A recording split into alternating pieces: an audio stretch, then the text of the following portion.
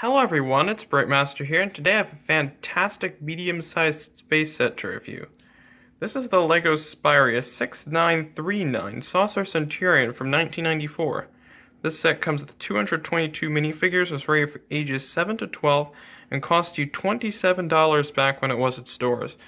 This is definitely a great set, and it's definitely one of the best LEGO sets out there that you could get for $27, and has some really nice minifigures, really nice features, and is a very well-rounded set. So now we'll look at the instructions to be the first part of the review.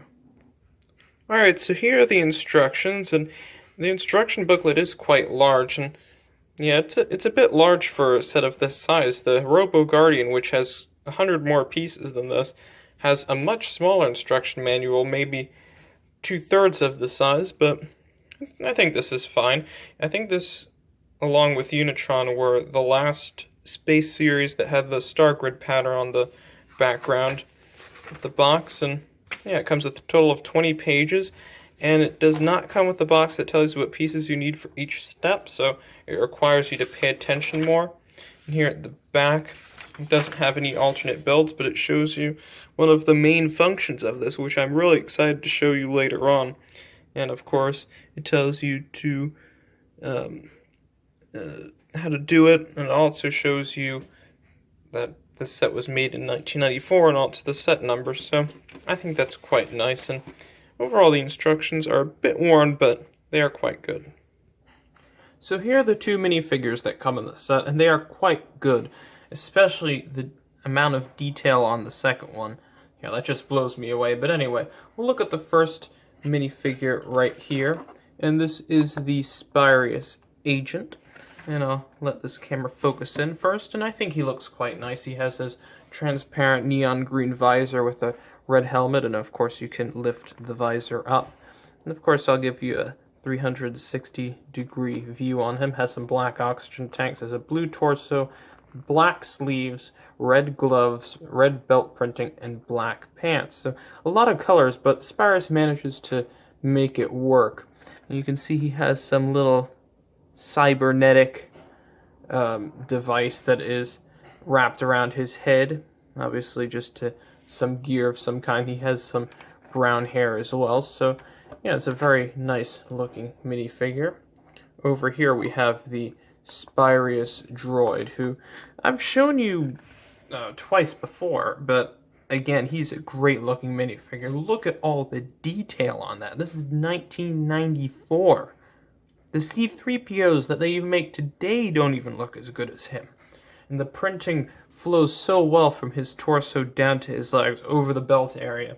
And his transparent helmet can be taken off. And you can see all the cybernetic components of this robot. And you can see he does have a smiling face, so even though he is a spy or a mercenary, he does look quite friendly, so smiling while he's doing it, so at least that's nice. So that's it for the minifigures. Very nice looking, and I definitely don't have any complaints at all. So here is the Rover that comes in the set, and they decided to go a little bit more creative with this and made it have 8 wheels instead of the regular 4. They didn't even bother to include 6. They just went ahead and just did 8. So I think that's pretty neat, and of course it rolls quite well, and of course, that's where you're supposed to put one of your minifigures in the seating area, but there's this very large control panel piece, which is often used in places not as a control panel, but just as some wiring or some sort of electronic component to some larger vehicle. And that's the back here, the exhausts. Here's some lasers or scanners of some kind. And that's what the bottom looks like. And that's, of course, where you're supposed to put your robot. So he sits there quite well, and he can drive around. And this Rover works with the landing and dropping off function that I will show you later. But overall, it's a nice looking Rover. I do like it. So here's the Saucer Centurion itself. It's a very nice ship. It's around the same size as the Unitron Starhawk 2, which I've reviewed around 2 years ago. You can check it out if you wish. And by the way, Unitron is associated with this theme, where Unitron is the faction for good and Spyrius is the evil spy force for evil, of course. And I think it it's a nice dynamic that the two have, and it's almost like Space Police and Blacktron. But I do think that these spies are maybe slightly better than Blacktron, especially Blacktron too. But anyway, this is a nice looking ship. Has a lot of weapons and sensors and engines and antennae sticking all out from it, and it looks really good. It doesn't look too busy or anything like that. It's just right. So over here you can see that there are two lasers right here, and they look like it could do some damage. And over here, even more lasers, or you could use those as sensors either way. And over here you can see there is this claw that's actually extendable and retractable. And yeah, you just extend it like that, and it can actually grab a minifigure. So, yeah, I'll use the Spyrius agent, who's actually the pilot of the ship, to be grabbed. And yeah, if you're a Unitron astronaut, fear this, because that arm is coming to grab you. So of course you can lift it off and take the minifigure, your captive, to the lunar launch site, which is another set from this theme. But anyway, I think that's a nice feature, and of course you can retract the claw. And over here you can see there are these two engine pieces here that look quite nice. I like how they're built, very sleek looking, and of course there's engines here, more engines up here, even more engines back here. It's a very powerful little vehicle. I can assume this is a nice fighter that can also go can do some kind of long range flight, almost like the TIE Advanced from Star Wars. And also you can see here there are some nice prints, which are the same print that was used on the control panel for the Rover that I showed you earlier. So I think that's nice, and of course you can adjust these antennae right here. And I like these dark blue antennae. I've had a lot of transparent neon green and some black and gray ones, but these are always very nice to have.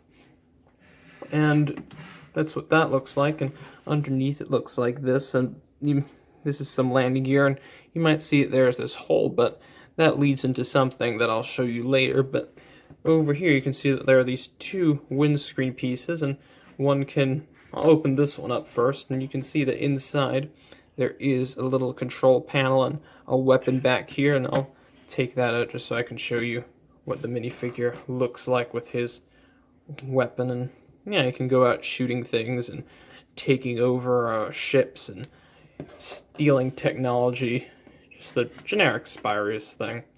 And I'll go ahead and just put the weapon back here. Oops, I didn't do it correctly. I'll take it out, and there we go. So the weapon goes back there, and you can just put the Spyrius agent in here. And he looks quite nice in the cockpit. And there we go. Oops, I did knock off this radar dish. And yeah, small things like that do sometimes fall off, but that's just the typical thing for even on Star Wars things that cannons sometimes fall off. But anyway, there's also this windscreen piece which can lift up, and you see there's again a hole, and that ties into the feature that I'm about to show you now. So this is also a dropship, which I think is great. And you know in Star Wars that they have the ship that drops off the ATTE, but yeah, this is also a dropship too. So if you have the little Rover here, and he's maybe picked up a sample of something or stolen some technology, and he wants to get picked up because the Unitron are hot on his trail, you can split this and just pull it apart slightly, like that. And you might think, oh, that didn't really do much, but that split it just enough so that you can surround the little Rover, and then you just click it further in, and then you just pick it up, and there you go. And you can see that the wheels of the Rover are now there. And if you open up the cockpit, you can see the robot sitting in there all nicely, and you can even take the robot out of there like this, which I think is just such a great idea. It works so smoothly, so effectively, and it doesn't use a lot of pieces or any strange pieces. The technique's quite simple, and I do like when they do simple yet effective things. And if you want to drop them off, do that. And then if you want to pick them up again, do that. So again, a really nice feature. I really like it a lot. So anyway, now I'll look at my overall thoughts on this set. So for my overall thoughts on this set, it is definitely one of my favorite sets that's around this price and this piece count. I think the features are wonderful, I think the minifigures are great, and I would highly recommend that you get this if you are a space fan. If you're a Spyrius fan or Utron fan, this is a must-have, definitely. So when it comes to how much I'd pay for this, I built this today, but I paid around $35 for it, and I would pay up to 40 maybe, but I think that that's a good price for it. Sometimes you go on eBay or Bricklink or something, and you see this being sold for $70. That's just ridiculous. This is not a $70 set. Look, you can get something like the Explorer Starship for something like that, and this is definitely not around the same size as that, so yeah, pay up to around $30 for it. That's a good deal, so yeah, I hope you enjoyed this video. Stick around for more space sets, because there will be a couple still left that I have to review on the way. I'm actually running out of space sets, so yeah, that's why they're being spread out a little bit more than they used to be, so yeah, you can stick around for some more reviews. They will be on the way, as usual, and hope to see you all later. Bye.